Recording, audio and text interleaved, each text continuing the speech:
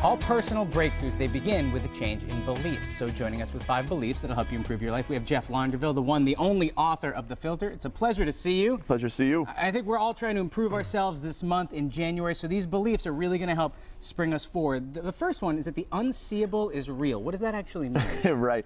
A lot of people try to look for the future and say, I hope this happens. I hope this happens in my life. I hope I can achieve this. I hope I get this job, this money, lose this weight, whatever it may be in the new year. But they just say hope instead of actually seeing it. It's important to try to see it in your mind, try to believe it before it actually happens, because you'll go to it more. It's more energy. Everything's made of energy in this world. So the energy that you give to this world, that you can actually see it happening, really image it in your head happening, then it actually brings you there more.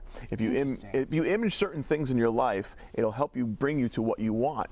And also it'll bring you to what you don't want. So don't image things you don't want either. So conceivably, I could see you sketching it out too, and that Right. might be another way to make it real. Because you're right, once you start seeing things and conceptualizing them, Right. then it becomes not just a thought, it becomes more real. Definitely. Yeah, and that's half the battle, because believing it is half the battle. Then the other part is actually doing it if it comes for something you have to actually do. Well, and that's your next tip, because it's beliefs.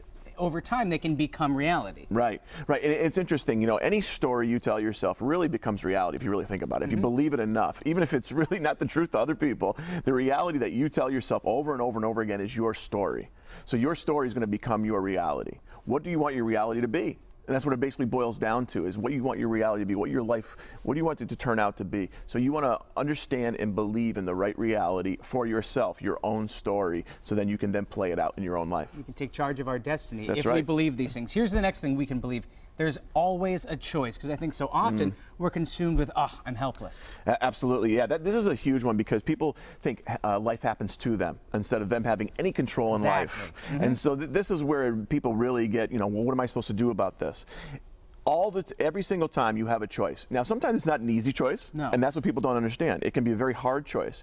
But you have the most choice you'll ever have in life is how to feel. And that's really what you need to focus on. How do I feel about this? What can I learn from this? Many things happen to us in life. Many bad things happen to us in life.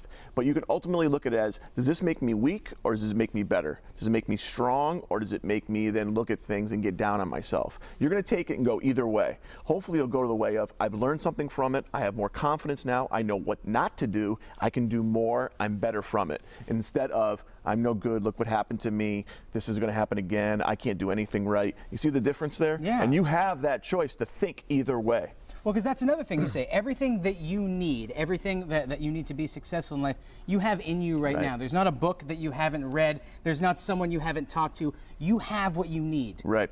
And what I think is, the books, or when you talk to somebody, is a reminder. And that's all that is. And that's why I created the book, The Filter, is more of, oh yeah, I know this stuff. Now how can I apply it? So it's more of an affirmation, exactly. Actually, how you then look at things is how you then respond to things is actually how you're reminded of things. Now, one thing I've always told people is, you could have all the answers to life on a piece of paper. And if it's this far from your face, you can't see it. Exactly. But if you have a friend or a book or a therapist or whatever it takes to take that paper full of answers and go like this, and you go, there it is.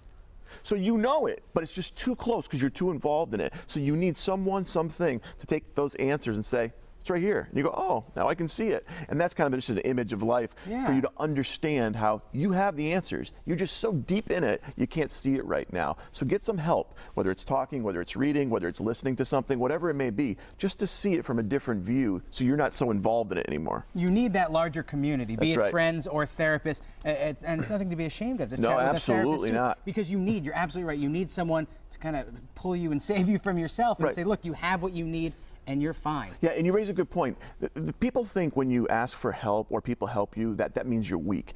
Everyone needs help. Everyone you see, everyone that's made it for themselves in life, every success you've ever seen, has gotten help from somewhere. You just didn't see it. Exactly. And if someone did it all on their own, good for them. I'd like to meet that person. I don't think they exist. But exactly. But most people have gotten help from somewhere, something. It doesn't make you weak. It makes you courageous to ask for help. And I think we have to remember that, so we're not so hard on ourselves. That's absolutely true. Jeff, the last tip might be the most important. It's that struggles and that obstacles, they're a part of this whole plan, and it's okay to have them. Exactly. Another thing I'd like to say to a lot of people, just so they can imagine it more, is if you had a direction, you were going somewhere, and you said, and you got lost, would you just give up going? No, right? So, why would you do that? If you said, okay, somewhere there's going to be all this wonderful life for you, there's $1 million waiting for you, and it's at this place, and you went towards that place, and all of a sudden you got lost, and you're like, well, I guess we're not going anymore. No, you'd find roads to get back on that road. You'd ask directions. You'd see how you got to get there. You'd see if you have to take a plane. You'd have to see if you take a car.